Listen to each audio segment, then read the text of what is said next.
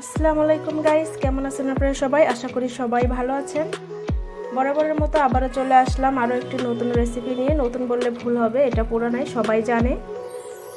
হয়তো যারা নতুন শিখতেছে তাদের জন্য নতুন হতে পারে। তো যাই হোক, রান্না শিখি কিচেনে আপনাদের সবাইকে স্বাগতম জানাচ্ছি।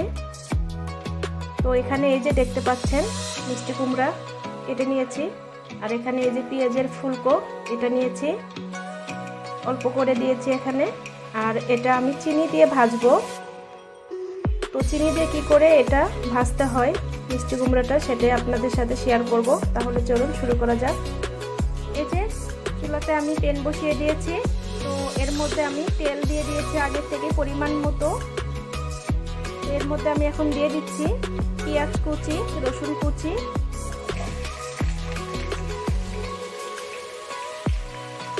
দিয়ে দিলাম হাফ কাপের মতো দিয়ে দিচ্ছি। অল্প একটু জিরা, কালো জিরা, পাঁচফোড়নের মতো আর কি, এটা পুরা পাঁচফোড়ন না, আমি কয়েকটা মিক্স করছি একটু জাস্ট ফ্লেভারের জন্য। তো সেটাকে দিয়ে দিলাম। 3-4টি এলাচ দিয়ে দিচ্ছি।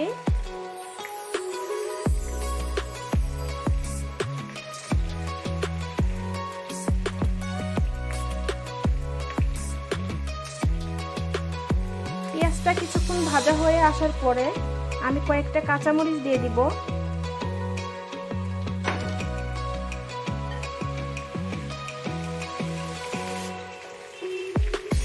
এই যে এটা ভাজা হয়ে গিয়েছে, সুন্দর একটি ফ্লেভার বের হচ্ছে, আমি বুঝতে পারছি। আপনারা এটা যখন বানাবেন তখন অবশ্যই বুঝতে পারবেন। এই পাঁচফোড়ন আর এলাচের জন্য এই ফ্লেভারটা বের হচ্ছে। তো আমি এখন এর মধ্যে সেই কেটে রাখা মিষ্টি কুমড়া দিয়ে দিচ্ছি।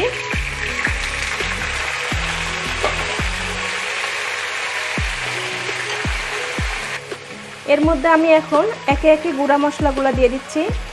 1 টেবিল চামচ আমি দিয়ে দিলাম হলুদ গুঁড়ো, 1 টেবিল চামচের মতো দিয়ে দিলাম মরিচের গুঁড়ো, আর স্বাদ মতো দিয়ে দিচ্ছি লবণ। এটাকে এখন আমি ভালো করে মিক্স করে নিব।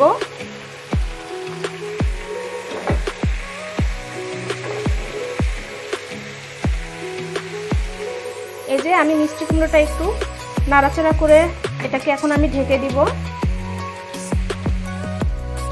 2-3 মিনিটের মতো আমি ঢেকে দিচ্ছি, তারপরে ফিরে আসছি।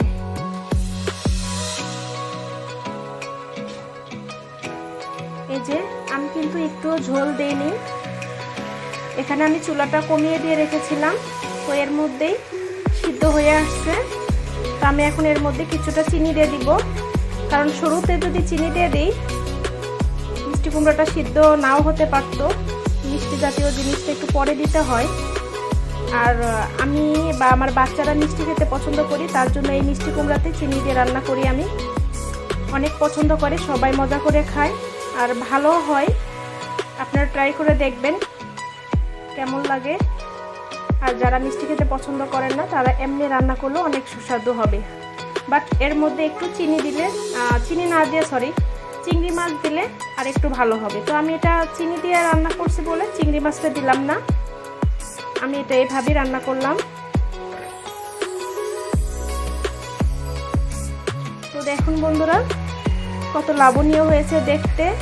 যেমন কালারটা দেখতে সুন্দর হয়েছে, তেমন কিন্তু খেতেও অনেক মজাদার হয়ে থাকে। এটা কিন্তু রুটি পরোটা দুটোর সাথেই যাবে। হ্যাঁ, এটা আমরা পরোটার সাথেই বেশি খেয়ে থাকি। চিনিটা দেওয়ার পরে কিছুক্ষণ ভাজবো। এর মধ্যে কিন্তু আমি একটুও পানি দেইনি, এটা এমনিতেই সিদ্ধ হয়ে গেছে। পানি দিলে ওটা আরও ভালো লাগবে না, পানসে লাগতে পারে। তো পানি না দিয়ে চুলাটা কমিয়ে আস্তে আস্তে রান্না করে নেবেন, তাহলে দেখতে এবং খেতে দুটোই ভালো হবে। আশা করি সবাইকে অল্প টাইমে, অল্প কিছুক্ষণের মধ্যে আমি এটা করে দেখাতে পারছি। তো যারা নতুন আছেন তাদের অনেক কাজে লাগবে। আর এটা তো সবাই, অনেকে আপুরা পারে, তো এটা নতুন করে কোনো কিছু করার না। তো এটা আমার কমপ্লিট, ভাজা হয়ে গিয়েছে। এটা এখন আমি নামিয়ে ফেলবো।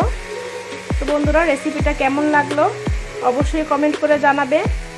তো বন্ধুরা, সবাই ভালো থাকবে, সুস্থ থাকবে। আজকে এখানেই রাখছি, ভিডিও এখানেই শেষ করে দিলাম। আল্লাহ হাফেজ।